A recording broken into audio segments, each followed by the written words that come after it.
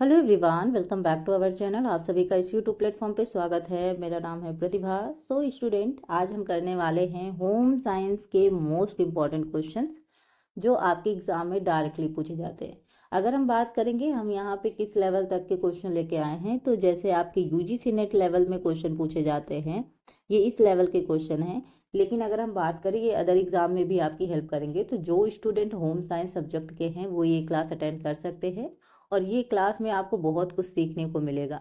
तो लास्ट तक बने रहिएगा इस क्लास में। अगर आपको ये क्लास पसंद आए तो लाइक शेयर सब्सक्राइब कीजिएगा एंड बेल आइकन ज़रूर प्रेस कर लीजिएगा, क्योंकि जब भी मेरी वीडियो आए उसकी नोटिफिकेशन आप तक ज़रूर पहुँचे। तो जुड़ जाइए हमारे इस चैनल से, आपको यूजीसी नेट से रिलेटेड क्लासेस ज़रूर मिलेंगी। और अगर हम बात करें तो अभी तो हम पेपर सेकेंड होम साइंस की बात कर रहे हैं, लेकिन अब धीरे धीरे आपकी क्लासेस पेपर वन की भी आएंगी, जहाँ हम रिसर्च तो करेंगे ही। रिसर्च तो आपके दोनों पेपर में आपको हेल्प करता है। बाकी जो हायर एजुकेशन और भी चीज़ें जो पूछी जाती हैं, जो 10 यूनिट्स होते हैं, उनसे रिलेटेड भी आपके क्वेश्चन आएंगे। तो बने रहिएगा, आपको इससे संबंधित काफ़ी बेनिफिट्स मिलने वाले हैं। तो चलिए बात करते हैं अपने पहले क्वेश्चन की। पहला क्वेश्चन आपसे क्या पूछा गया है। पहला क्वेश्चन है आप सभी के सामने कि सूचियां दी गई हैं, सूचियों से आपको मिलान करना है। फर्स्ट सूची में आपका दिया है जीरा, लहसुन, मिर्च और अदरक, और जो आपकी दूसरी सूची है उसमें दिया है कैपेसिन, गेंजरॉल, एलिसिन या एल्डिहाइड, क्यूमिनो। ठीक है। यहाँ अगर हम बात करें तो अगर आप सोच रहे हो कि आपको एक ही लैंग्वेज में क्वेश्चंस मिलेंगे, निराश होने की ज़रूरत नहीं है। यहाँ मैंने दोनों लैंग्वेज को कंबाइंड किया है, आपको हिंदी और इंग्लिश दोनों में मिलेंगे। तो फिक्र मत कीजिएगा, यहाँ दोनों लैंग्वेज में आपको चीज़ें मिलने वाली हैं। तो क्वेश्चन देखिए और फिर आप राइट आंसर करने की कोशिश कीजिए। ये रहा आपका इंग्लिश में, तो आप इंग्लिश में भी देख सकते हैं और फिर आंसर करने की कोशिश कीजिए। तो जो लोग हिंदी और इंग्लिश वाले स्टूडेंट हैं वो थोड़ा सा वीडियो को पॉज कर दिया कीजिए, फिर पढ़िए, उसके बाद आंसर देख दीजिएगा। ठीक है। यहाँ पे देखते हैं राइट आंसर क्या होने वाला है। तो चलो देखो बात करते हैं। तो जीरा का होगा आपका एल्डिहाइड क्यूमिनो। ठीक है। और लहसुन का होगा आपका एलिसिन, मिर्च का होगा आपका कैपिसिन, और अदरक का आपका होगा गेंजरॉल। ठीक है। तो यहाँ पे ये आपका होगा जैसे ऑप्शन नंबर ए है, ये आपका राइट आंसर है। यहाँ पे एक चीज़ याद रखिएगा कि जैसे जो जीरा होता है, पता है, ये थोड़ा सा पेन का कलर मैं चेंज कर लेती हूँ तो और क्लियर दिखेगा। तो जैसे जीरा है वह उसका आप स्वाद जानते हो, तीखा होता है, आपका कसैला होता है। और इसमें याद रखिएगा 2 से 4% तक, ठीक है, कितना 2 से 4% तक आवश्यक तेल भी होता है। वहीं अगर हम लहसुन की बात करेंगे तो लहसुन क्या होता है, हृदय रोगों की रोकथाम करने के लिए आवश्यक है। और लहसुन कई बार होता है वादी के लिए भी ज़रूरी होता है, जैसे घुटनों उठनों में दर्द वगैरह होता है, तो अगर हम लहसुन का इस्तेमाल करते हैं गर्म पानी के साथ तो भी वो फायदेमंद होता है। वहीं अगर हम बात करें मिर्च की, तो मिर्च में याद रखिएगा आपका क्या होता है, कैपेसाइन अग्नाशय के कैंसर कोशिकाओं को मारता है और वहीं पे प्रोटेस्ट कैंसर को भी रोकता है। ठीक है। और अदरक तो आप जानते ही हैं, खांसी हो या अदर चीज़ें हों, अदरक आपका बहुत बेनिफिट्स होता है अदरक के।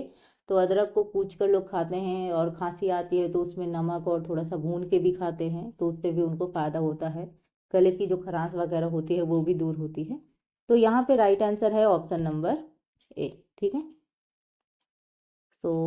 Right answer option number A.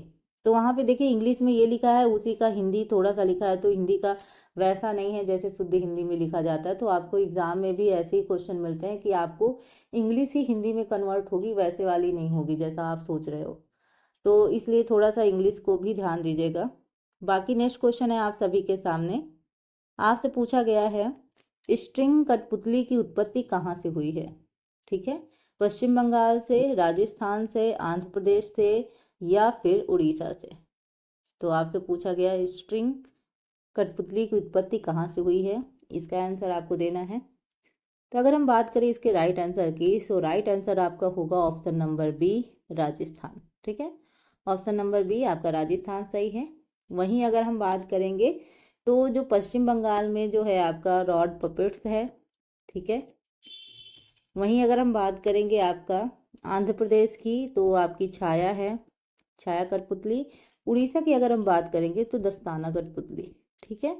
तो यहाँ से देखो अदर ऑप्शंस भी आपको समझ में आ गए, और इसकी एक शॉर्ट नोट्स बना के आप कठपुतली का लिख सकते हैं कहाँ कौन सी है। इससे संबंधित एक क्वेश्चन तो 100% पक्का है, आ ही जाता है कहीं ना कहीं, तो याद रखिएगा। मैंने इंग्लिश में नहीं दिखाया आप लोग को, इंग्लिश में भी देख सकते हैं आप, ठीक है। सो आंसर क्या था आपका? राजस्थान था। वेस्ट बंगाल का मैंने बताया रॉड पेपर्स, ठीक है। और आंध्र प्रदेश का मैंने बताया आपको छाया, और वहीं उड़ीसा का मैंने बताया दस्ताना, ठीक है। नेक्स्ट है आपका क्वेश्चन पूछा गया है पीएलए टेक्निक से क्वेश्चन है। तो पीएलए टेक्निक यानी तकनीक की प्रक्रिया का क्रम आपको व्यवस्थित करना है। योजना रणनीति, मूल्यांकन करना, रणनीतियों को व्यवहार में लागू करना और मुद्दे की पहचान करना। तो इसको देखिए और आप क्रम में यानी ऑर्डर में आपको लगाना है। एक बार आप इंग्लिश में भी देख ले, ठीक है, एंड देन फिर आप अरेंज करिए, ठीक। सीक्वेंस में अरेंज करना है, सो उसी हिसाब से करिएगा, ठीक है। सो यहाँ पे फूड भी दे रखा है, आप क्वेश्चन कीजिए फिर आपको इधर दिखाते हैं, ठीक। सो यहाँ पे अगर हम राइट आंसर की बात करेंगे तो सबसे पहले आपका क्या होगा? सबसे पहले एक सेकेंड, हाँ जी, पीली टेक्निक प्रक्रिया का क्रम आपको व्यवस्थित करना है, और इसका जो आपको क्रम लगाना है वो इस तरीके से लगेगा कि सबसे पहले हम क्या करेंगे? मुद्दे की पहचान करेंगे, ठीक है, सबसे पहला ये काम होगा। देन क्या होगा? आपका योजना रणनीतियाँ होंगी। देन उसके बाद क्या होगा? रणनीतियों को व्यवहार में आपको लागू करना है, और लास्ट में आपका क्या होगा? आपका मूल्यांकन होगा। तो इस तरीके से आपका ये क्रम लगेगा, ठीक है। सो अगर हम यहाँ पे राइट आंसर देखें तो एक बार आप इंग्लिश में भी देख लें। तो सबसे पहले जैसे हमने कहा क्या करेंगे? आइडेंटिफाई करेंगे, यानी मुद्दे की क्या करेंगे? पहचान करेंगे। फिर प्लान बनाएंगे, स्ट्रैटेजीज बनाएंगे, ठीक है। थर्ड नंबर पे हम इम्प्लीमेंट करेंगे स्ट्रैटेजी को, एंड देन हम मूल्यांकन करेंगे। फोर्थ नंबर पे आपका ये आएगा। तो फर्स्ट में आपका 4 ऑप्शन कहाँ है? शायद एक ही जगह है, यहाँ 3 ही ऑप्शन दिख रहे हैं, यहाँ देखते हैं। तो आपका जो आंसर नंबर सी है ये आपका सही उत्तर है। तो यहाँ देखिए एक ही ऑप्शन में ये वाला था, ठीक है। सो राइट आंसर है ये। नेक्स्ट क्वेश्चन देखते हैं क्या है। ये भी आपका सूची से पूछा गया है और काफ़ी इम्पोर्टेंट है। अगर आपको एक दो भी अच्छे से पता है, आप एक दो क्वेश्चन को भी अच्छे से जानते हो कि भाई मौलिक अनुसंधान क्या है, रिसर्च से रिलेटेड क्वेश्चन आपके दोनों एग्जाम में आपके बेनिफिट्स मतलब आपको लाभ पहुंचाते हैं। तो अगर एक दो भी मिलान में ये फ़ायदा होता है कि अगर एक दो भी अच्छे से पता है तो आप लगा सकते हो और आपके कूट सही हो जाते हैं। तो देखिए एक तरफ अनुसंधान के प्रकार दिए हैं, दूसरी तरफ उनकी विशेषताएं दी हैं। तो एक तरफ है मौलिक अनुसंधान, अनुपयुक्त अनुसंधान, विश्लेषणात्मक अनुसंधान, और डी है आपका एक्शन रिसर्च, ठीक है। तो एक बार देखिए फिर थोड़ा सा हम इंग्लिश में देखते हैं। तो ये रहा, और देखिए क्वेश्चन, ठीक है। तो यहाँ पे आपका फंडामेंटल रिसर्च है, अप्लाइड रिसर्च है, एनालिटिकल है और एक्शन रिसर्च है। तो देखिए लिस्ट दो में और मिलान कीजिए। तो यहाँ पे अगर हम बात करें क्वेश्चन की, ठीक है, तो चलिए बात करते हैं। अगर हम फंडामेंटल की बात करें रिसर्च की, तो इसका जो होगा वो होगा टू डेवलप और इनहेंस एग्जिस्टिंग थ्योरी, ठीक है। वहीं अगर हम अप्लाइड रिसर्च की बात करेंगे तो होगा to solve specific practical problem. Analytical research की बात करेंगे तो होगा इन डेप्थ स्टडी, ठीक है। और एक्शन रिसर्च की बात करेंगे तो आपका होगा finding a solution to in immediate issue, जो तत्काल समस्याएं हैं उन पे जो प्रॉब्लम ढूंढते हैं वो होता है आपका एक्शन रिसर्च। तो एक बार हिंदी में भी देख लेते हैं कि जो मौलिक अनुसंधान है वो होगा आपका मौजूदा सिद्धांत को विकसित करना या बढ़ाना। अनुपयुक्त अनुसंधान होगा आपका विशिष्ट व्यवहारिक समस्या का समाधान करना। वहीं अगर हम विश्लेषणात्मक अनुसंधान की बात करेंगे तो आपका होगा जटिल घटना को समझाने के लिए गहन अध्ययन यानी डेप्थ स्टडी। और वहीं अगर हम एक्शन रिसर्च की बात करेंगे तो किसी तत्काल यानी इमीडिएट जो इशू है उनकी समस्या का समाधान ढूंढना, ठीक है। तो यहाँ पे मैंने आपको एक बार बताया था जो एक्शन रिसर्च और जो अप्लाइड रिसर्च है उनके बीच थोड़ा सा जो अंतर मैंने आपको पिछली क्लास में बताया था, आई होप आपको याद होगा। सो बीच बीच में आप रिवीजन करते रहिएगा, तो ये आपका मिलान होगा, ठीक है। यानी ए का आपका होगा सेकेंड, बी का होगा थर्ड, ठीक है। तो आपका ऑप्शन नंबर क्या होगा, डी होगा, ठीक है। डी आपका राइट आंसर है।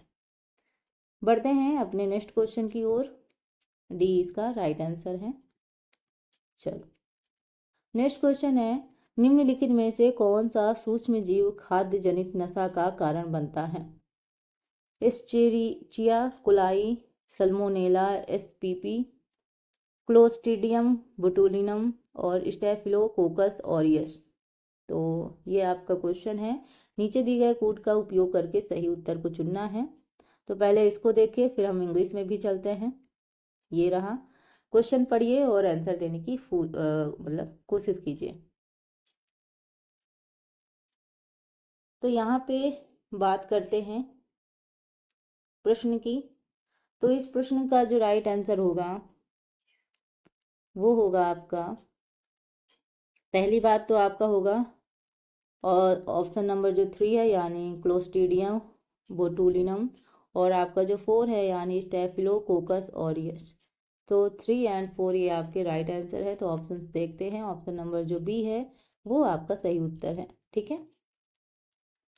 तो यहाँ याद रखिएगा, पेपर जो आपका है वो इजी बिल्कुल भी नहीं आता है होम साइंस का। कहने मात्र से हमें सुनने को बहुत मिलता है कि भाई होम साइंस है तो घर की चीज़ें पूछी गई होंगी, बहुत इजी है। लेकिन आप होम साइंस में एक चीज़ याद नहीं रखते कि होम तो ठीक है, ठीक है। अगर यहाँ साइंस लिखा है तो साइंस का मतलब ही आप समझ रहे हैं कि जितना पढ़ते जाओ उतना ही कम है, साइंस विज्ञान है। और इसमें दोनों चीज़ों का जब कंबाइंड कॉम्बिनेशन होता है तो काफ़ी मुश्किल होती है ये एग्ज़ाम। तो कई बार मैंने भी सुना बहुत सारे लोगों से कि भाई होम साइंस है बहुत इजी होगा मैम क्लियर करना, इसमें कोई मुश्किल बात नहीं है। मैंने कहा एक बार पढ़ के देखो तो समझ में आएगा कि इजी कहाँ है, ठीक है। तो बहुत ऐसा नहीं कि इजी क्वेश्चन नहीं आते हैं, इजी क्वेश्चन आते हैं भाई, टीजीटी पीजीटी लेवल के इजी क्वेश्चन होते हैं। लेकिन अगर आप यूजीसी नेट की प्रिपरेशन कर रहे हैं तो उसको तो बिल्कुल भी इजी या हल्के में लेके नहीं चलना है। सो राइट आंसर हो गया। नेक्स्ट क्वेश्चन की ओर बढ़ें। तो आपका यहाँ पे कथन से दिया गया है, स्टेटमेंट दिया गया है, उससे संबंधित पूछना है। तो सही कथन चुने। कथन पहला क्या है, परामर्श का उद्देश्य निर्णय लेना है, ठीक है। क्या है, परामर्श का उद्देश्य क्या है, निर्णय लेना है। बी है आपका, मार्गदर्शन एक जीवन भर चलने वाली और लचीली प्रक्रिया है, ठीक है।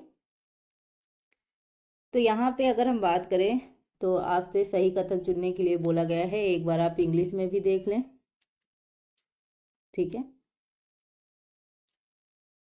तो यहाँ पे अगर हम बात करें, the purpose of counselling is for decision making, guidance is a life long process and flexible. तो दोनों स्टेटमेंट देखिए और उत्तर देने की कोशिश कीजिए। तो यहाँ पे अगर हम बात करेंगे तो यहाँ पे दोनों स्टेटमेंट सही हैं, यानी स्टेटमेंट फर्स्ट भी सही है कि द पर्पस ऑफ काउंसलिंग यानी परामर्श की हम बात कर रहे हैं। तो परामर्श क्या है, डिसीजन मेकिंग, निर्णय लेने की प्रक्रिया है।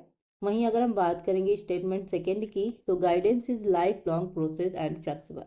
सो देखो, अगर हम बात करें पर्पस ऑफ काउंसलिंग की यानी परामर्श की, जो आपका उद्देश्य है वो क्या है, achievement of positive mental health, है ना, प्रॉब्लम सॉल्व, डिसीजन मेकिंग, है ना, बिहेवियर मॉडिफिकेशन, ये सारी चीज़ें। अगर हम वहीं बात करें आपके प्रिंसिपल ऑफ गाइडेंस की, तो किसकी बात करें, प्रिंसिपल ऑफ गाइडेंस की, तो ये एक लाइफ लॉन्ग प्रोसेस तो है ही।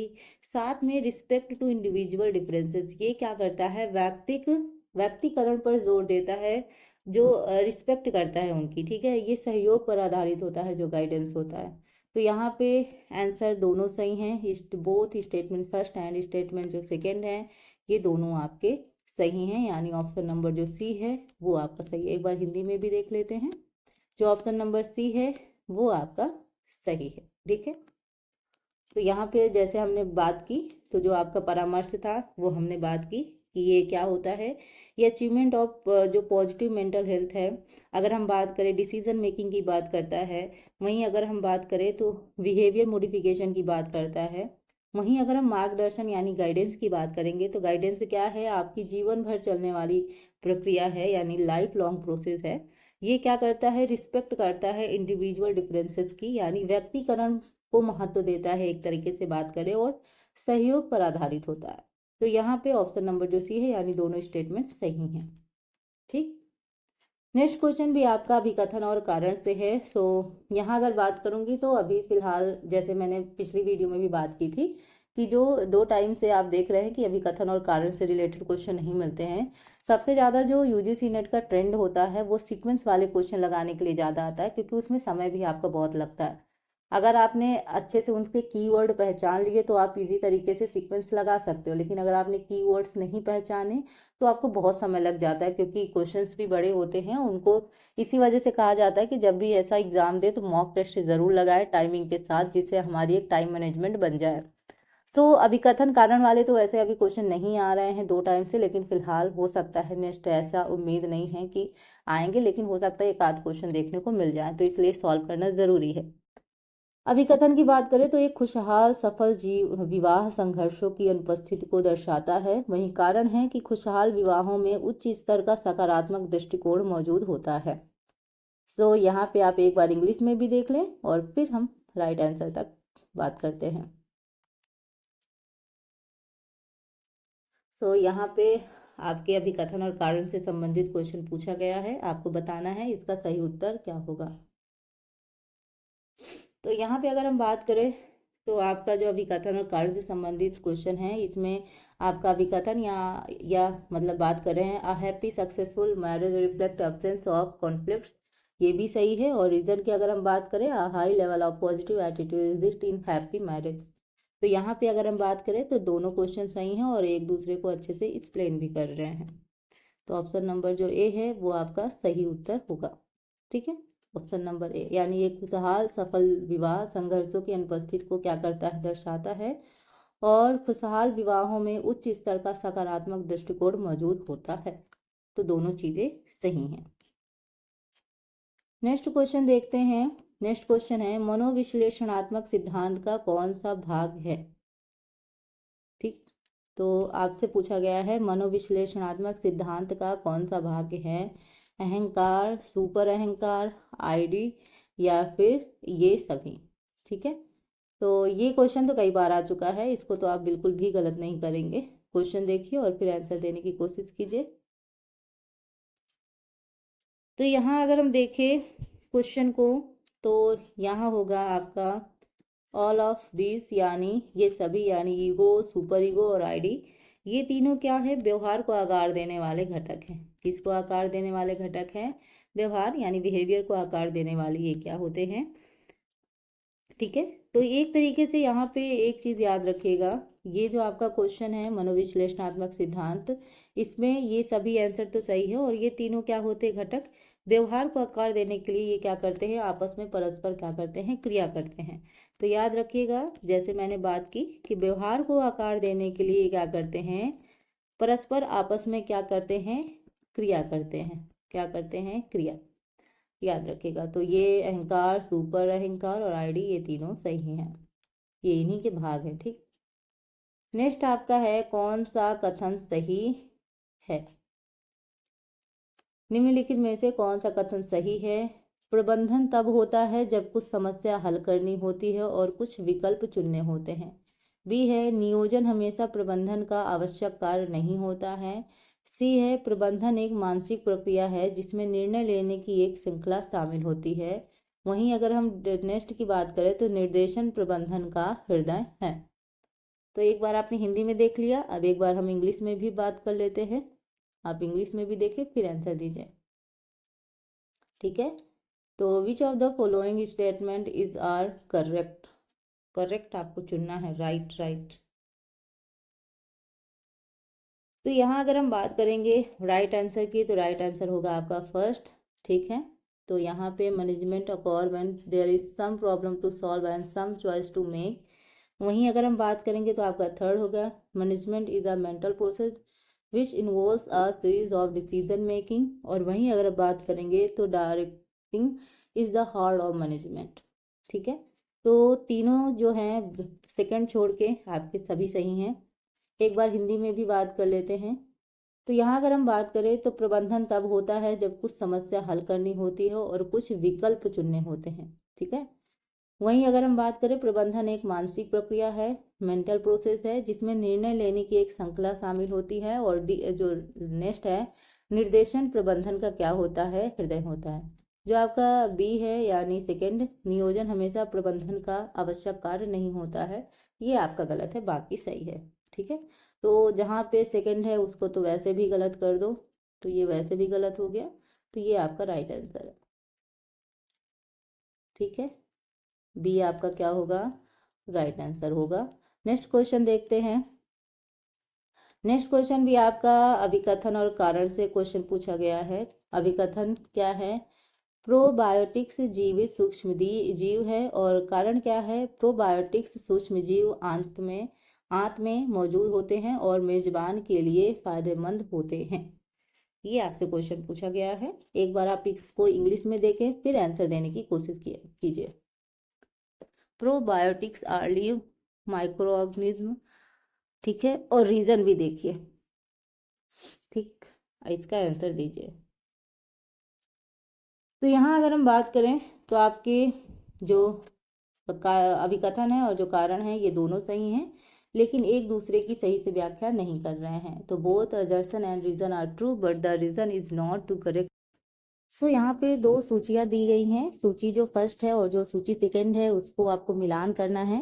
पहले में है प्रॉक्सिमो डिस्टल, बी है सनेंसंस, ठीक है, सी है सेफेलोकॉर्डल और डी है पार्टनिपेट पीरियड्स। तो आपको देखना है और मिलान करना है। एक काम कीजिएगा, वीडियो को थोड़ा सा पॉज कीजिएगा, पॉज करने के बाद सोचिएगा, देन आराम से रिलैक्स होकर आंसर कीजिएगा, क्योंकि अभी तो आपके पास समय है पूरा, आप आराम से क्वेश्चन कर सकते हैं। लेकिन एग्जाम हॉल में आपके पास बिल्कुल समय नहीं होगा इतना लंबा समय तक सोचने के लिए। तो इसलिए ज़रूरी है कि इसी तरह अगर आप प्रैक्टिस करते रहेंगे तो आप तुरंत कर पाएंगे एग्जाम हॉल में। सो यहाँ पे एक बार इंग्लिश में भी देख लीजिए, फिर आप आंसर करने की कोशिश करें। ठीक है, तो यहाँ अगर हम राइट आंसर की बात करेंगे तो राइट आंसर आपका कैसे जाएगा, प्रॉक्सिमो डिस्टल की अगर हम बात करें तो इसका आपका होगा शरीर का केंद्र से परिधि तक का विकास। जो केंद्र यानी सेंटर से लेकर परिधि तक का जो विकास होता है उसे हम कहते हैं प्रॉक्सिमो डिस्टल। ठीक है, सनेंसंस की अगर हम बात करें तो यहाँ पे होगा आयु बढ़ने की ये प्रक्रिया है। वहीं सेफेलोकॉर्डल की बात करेंगे तो ये क्या होता है, शरीर के ऊपरी से निचले हिस्से का जो विकास होता है, यानी सिर से पैर की ओर जो विकास होता है। यानी आपने देखा होगा कि बच्चे का जो विकास होता है वो सबसे पहले सर से स्टार्ट होता है, यानी पहले बच्चा सिर पर कंट्रोल करना शुरू करता है, देन बॉडी के अदर पार्टों में फिर कंट्रोल करना शुरू करता है। तो ये जो चीजें होती है, अगर सिर का कंट्रोल नहीं हुआ तो बच्चा चलने वलने नहीं पाएगा। ठीक है, यानी पहले अपने सर पर कंट्रोल, क्योंकि देखो आपने देखा होगा अगर कभी आपने छोटे बच्चों को ऑब्जर्व किया हो तो आपने देखा होगा कि जब बच्चा ऐसे सर हिलाता रहता है ना, तो उसकी पूरी जो बॉडी होती है ना वो घूमती रहती है ना। लेकिन जब वो बच्चा सर पर नियंत्रण करना शुरू करता है, फिर धीरे धीरे वो हर चीज करने लगता है, धीरे धीरे फिर वो रेंगने लगता है, फिर चलने लगता है। ये सारी प्रक्रियाएं होती है, लेकिन स्टार्टिंग आपके सर से ही होती है। तो उसी को बोला जाता है सेफेलोकॉर्डल। वहीं अगर हम बात करें पार्टनिपेट पीरियड की, तो यानी जन्म के बाद 30 मिनट की अवधि जो होती है, इसको ये कहा जाता है। तो इस हिसाब से आपका जो राइट आंसर होगा वो आपका ऑप्शन नंबर ए होगा। ठीक है, ये आपका राइट आंसर है। ठीक, एक बार यहाँ इंग्लिश में भी देख लेते हैं। प्रॉक्सिमो डिजिटल का होगा आपका development of the body, and आपका सेकेंड का होगा आपका first the process of growing older. Cephalocaudal का आपका होगा ऑप्शन नंबर जो 3 है, development of the body upper to lower portion. ठीक है, और ये पीरियड्स का होगा 30 मिनट आफ्टर बर्थ। ठीक है, तो इस तरीके का आपका जो मिलान होगा वो होगा, और आपका जो ऑप्शन नंबर ए है वो आपका राइट आंसर है। मूव ऑन करते हैं नेक्स्ट क्वेश्चन की ओर। और नेक्स्ट क्वेश्चन आपका मोस्ट इंपॉर्टेंट क्वेश्चन है, कई बार एग्जाम में आ चुका है, और अगर ऐसे क्वेश्चन अगर आप मिस कर देते हैं तो ये सबसे बड़ी बेवकूफ़ी होगी, है ना। क्योंकि ऐसे क्वेश्चन जब बार बार पूछे जाते हैं, आप प्रीवियस ईयर क्वेश्चन सॉल्व करेंगे तो आपको विटामिन ए से संबंधित कई बार क्वेश्चन मिले होंगे। तो विटामिन ए की कमी के कारणों का क्रम आपको व्यवस्थित करना है, यानी ऑर्डर लगाने के लिए आता है। और मुझे लग रहा है कि ये यूजीसी नेट का फेवरेट है ऑर्डर लगाने वाला, क्योंकि आपको भी पता है प्रेशर बहुत होता है, टाइम बहुत जाता है, एंड ऑर्डर लगाने में थोड़ा सा कई बार बच्चे कंफ्यूज होते हैं एक दो ऑर्डर लगाने में। तो इसलिए थोड़ा सा ध्यान से पढ़िएगा, देन आप इसको करिएगा। ठीक है, कई बार आपको इसमें कुछ ऐसे वर्ड है जो आपको मिसिंग भी मिल सकते हैं, जैसे मान लो कभी इसको हटा दिया गया, कभी इसको हटा दिया गया, देन पूछा गया। तो इसलिए सारी चीज़ें बहुत अच्छे से मैनेज करके देखिएगा कि अगर मान लो कोई एक दो शब्द बीच के मिसिंग भी हो तो भी हम ऑर्डर में लगा पाए। ठीक है, तो कई बार होता है कि पांचों के पांचों ऑप्शन ना मिलके आपको चार मिल सकते हैं, या हो सकता है इससे ज़्यादा भी मिल जाए, है ना। तो ये जो चीज़ें होती हैं ये मैटर करती हैं।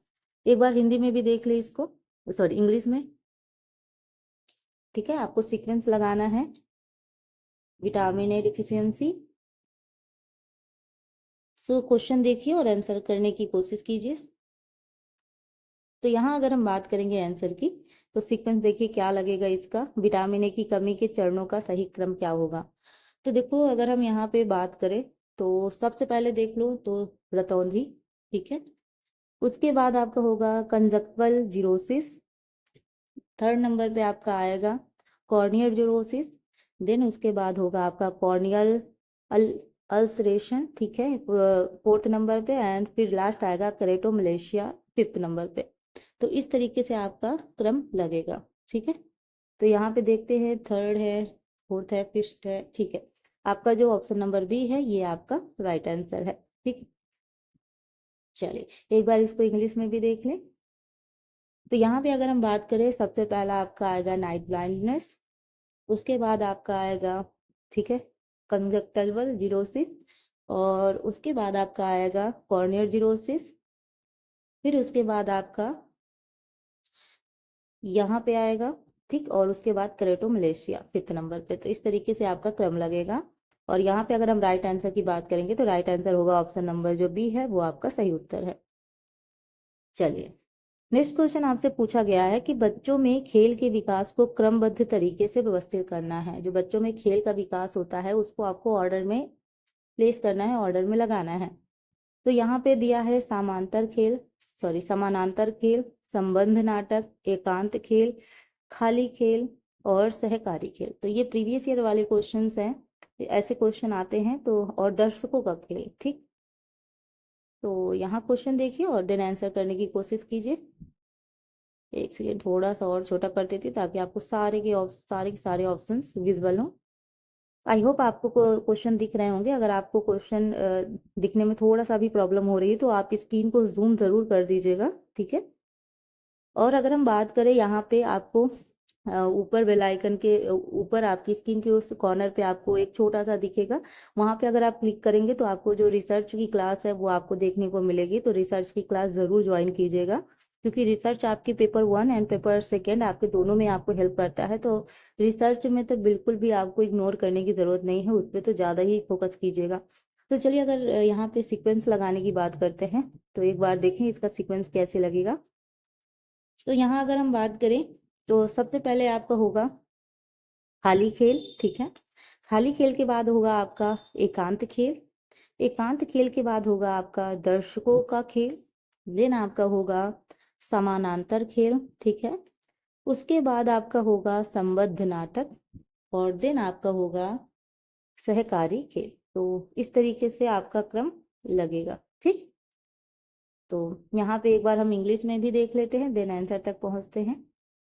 तो सबसे पहले हमने बात की आपका यहाँ पे, ठीक है, अनऑक्यूपाइड प्ले होगा आपका, देन आपका होगा सेकेंड, उसके बाद आपका आएगा थर्ड, देन आपका आएगा पैरेलल प्ले, ठीक है, फोर्थ नंबर पे, देन आपका आएगा एसोसिएटेड प्ले फिफ्थ नंबर पे, और देन आएगा कोऑपरेटिव प्ले यानी सिक्स नंबर पे। इस तरीके से आपका ये क्रम लगेगा। तो यहाँ देखते हैं राइट आंसर क्या होने वाला है। तो यहाँ अगर हम बात करें राइट आंसर की तो राइट आंसर होगा ऑप्शन नंबर 6, ठीक है, ये आपका सही उत्तर होगा। चलिए मूव ऑन करते हैं अपने नेक्स्ट क्वेश्चन पे। नेक्स्ट क्वेश्चन है स्ट्रिंग इन्वर्टर के लिए कौन सा कथन सही है। व्यक्तिगत पैनल निगरानी उपलब्ध है, अधिक लागत, बिना किसी छाया के अच्छा प्रदर्शन करें, और डी है उपरोक्त सभी। तो ये आपका एक सेकेंड, ये आपका क्वेश्चन है स्ट्रिंग इन्वर्टर के लिए कौन सा कथन सही है, ये आपसे पूछा गया है। एक बार इंग्लिश में देखें देन फिर आंसर करें। देखिए स्टूडेंट, हम अगर बात करें तो यहाँ पे जो मैं क्वेश्चंस कराती हूँ इसके बहुत सारे क्वेश्चन ऐसे हैं जहाँ हम क्विज में भी वैसे क्वेश्चन करते हैं, यानी हर टाइप के क्वेश्चन, चाहे हम पेपर 1 की बात करें चाहे हम पेपर 2 यानी होम साइंस की बात करें। तो अगर आप सोच रहे हैं कि यहाँ पे प्रैक्टिस के साथ साथ हम क्विज के माध्यम से भी प्रैक्टिस करें, तो जुड़ जाइए हमारे टेलीग्राम चैनल से। वहाँ टेलीग्राम चैनल पे आपको क्वेश्चन अगर कोई भी है आप पूछ सकते हैं, और क्विजेज भी होती हैं। अगर हम बात करें यहाँ पे, इस तरीके से आपकी प्रैक्टिस हो जाएगी। तो अगर आप ज्वाइन करेंगे तो आपको बेनिफिट जरूर मिलेंगे। मैं डिस्क्रिप्शन में उसका लिंक दे दूंगी, वहां पे क्लिक करके आप डायरेक्ट ज्वाइन हो सकते हैं, या फिर होम साइंस बाय प्रतिभा शुक्ला से आप अगर सर्च करेंगे तो भी आपको मिल जाएगा। ठीक है, तो यहाँ पे अगर हम राइट आंसर की बात करें तो आपका राइट आंसर होगा ऑप्शन नंबर सी। ठीक है, बिना किसी छाया के अच्छा प्रदर्शन करे, ऑप्शन नंबर जो सी है तो वो आपका सही उत्तर है, यानी perform well with no sad. ठीक, तो ऑप्शन नंबर जो सी है वो आपका राइट आंसर है। तो यहाँ पे आज तो हमने जितने इम्पोर्टेंट हमारे लिए क्वेश्चन थे, और काफ़ी आज के जो सेशन है इसमें हमने काफ़ी इम्पोर्टेंट क्वेश्चन किए हैं। तो ऐसे ही बेहतरीन क्वेश्चन के लिए आप हमारे चैनल से जुड़ सकते हैं। अपने कमेंट के द्वारा अपने फीडबैक ज़रूर हमारे साथ शेयर करें कि आज की क्लास आपको कैसी लगी, और आप कैसा और बेहतर क्वेश्चन चाहते हैं ये भी अगर आप बता सकते हैं तो बता सकते हैं, कोई दिक्कत नहीं है। लेकिन यहाँ यकीन मानिएगा, आपकी लगातार प्रिपरेशन होगी पेपर फर्स्ट की भी एंड पेपर सेकेंड की। जो अगली क्लास होगी वो आपके पेपर फर्स्ट से रिलेटेड होगी। तो आप टॉपिक सजेस्ट कर सकते हैं मुझे कमेंट बॉक्स में कि मैं जो अगला टॉपिक लेके आऊँ वो किस बारे में लेके आऊँ, जो आपके लिए लगता है कि आपका वो वीक पॉइंट है, मुझे उसमें थोड़ा सा और प्रैक्टिस करनी चाहिए। तो मिलते हैं स्टूडेंट अपने नेक्स्ट क्लास में। आई होप आपको वीडियो पसंद आई होगी। अगर ये क्लास पसंद आए तो लाइक शेयर सब्सक्राइब करें एंड बेल आइकन पर प्रेस करें। मिलते हैं अपने नेक्स्ट वीडियो में, तब तक के लिए thank you for watching, thank you so much.